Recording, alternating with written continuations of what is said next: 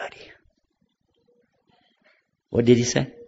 Before I fall asleep at night, I forgive everybody. Have we been doing that? Unless and until we can understand these very simple teachings, we will miss a lot of the sweetness of the deen right here in this life. And we could well miss a great opportunity in the next life.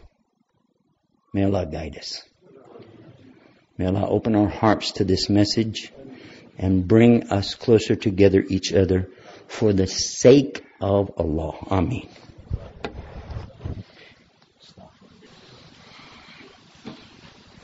Bismillah, alhamdulillah, wa salatu wa salam ala Rasulullah.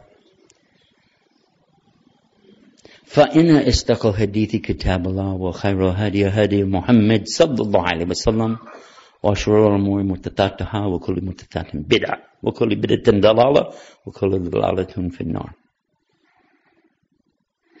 I only began the beginning of the things that we hear recited to us every Jummah. Imagine if we had the time to go further and learn, for instance, even one small word that we hear in Surah An-Nisa. The translation, it's telling, "Oh human beings, ya ayyuhan nas, attaqu rabbakum, fear your Lord." In this case it says your Lord, Rabb, who created you guys from a single soul, nafsin wahid. And from him brought forth his mate, his zawj.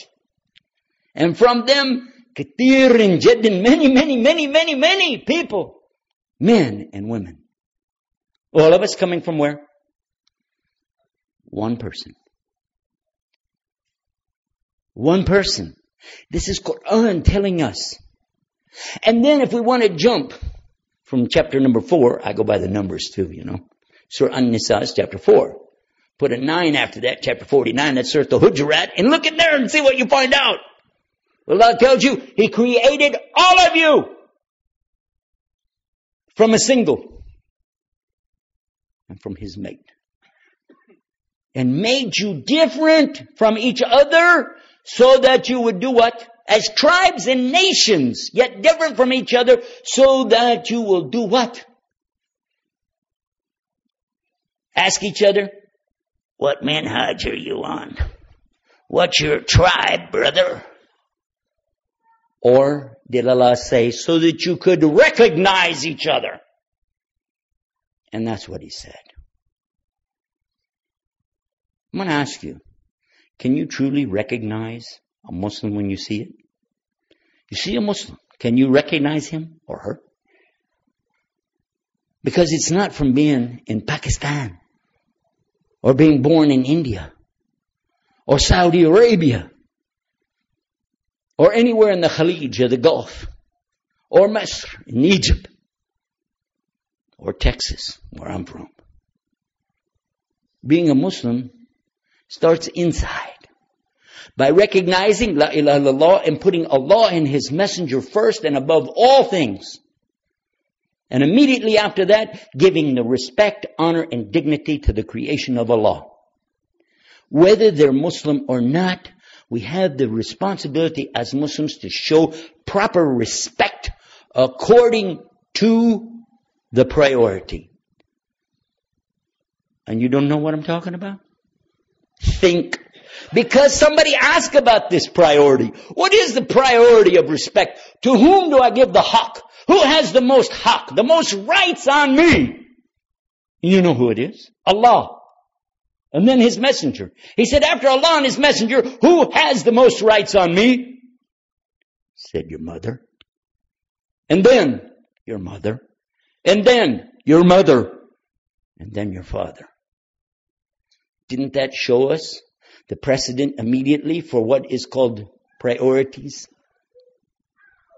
And all the way down to different relatives, neighbors, Muslims, non-Muslims, enemies, animals, plants, anything created by Allah has rights on you. And you must give it its proper rights. When you slaughter an animal, does the animal have rights? Yes or no? It has rights? And you don't show him the knife? You make sure it's sharp? And he's laying in the proper position and one cut. Yes or no?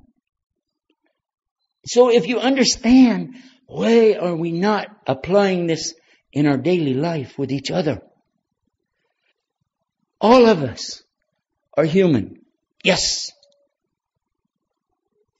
But when we say it, we're trying to cover up the fact that we're acting subhuman. We're trying to cover up actions which are not acceptable in a real human society. It's a mistake. It is a mistake to use these two eyes to look at somebody and decide, I like this person or this person or this person because their skin is whiter than this person or that person. Or because their skin is darker. If I do that, I've given up a very precious part of my Islam. I've made a distinction based on asabiyya, which is not acceptable. What makes somebody beloved to Allah? What is it that Allah loves in every human being or any human being who will follow the proper belief and do the right actions? What is it? What? And Rasulullah told us, there is a morsel of flesh inside the human body that if it's good, then the whole of the matter is good. But if it's bad, then the whole of the matter is rotten. And that morsel of flesh is the qalb, the heart. What color is your heart? It's red, isn't it? What color is your heart? Same color, isn't it? Yours? Yours? Mine? When I used to slaughter for Ramadan, we did as many as 150 animals in a day's time. And while I would be doing this, I'd be pretty busy. But I'd get ahead of those guys because they're hanging them up and skinning them and doing their work. One day I was looking and watching these animals. They were coming in. They were brown, white, black, spotted, different colors, different sizes, different length of hair. You could tell them all apart. But after they removed the skin and they were hanging on those rods, hanging on that cable, going off into another room, you know what? You couldn't tell them apart. Did you understand that? They were hanging on the what? On a what? Cable. How do you say cable in Arabic? وَأَتَسِمُوا بِحَبْلِ اللَّهِ جَمِيعًا وَاللَّهُ تَفَرَّقُوا. Hold fast, all of you, to the cable of Allah. And don't separate.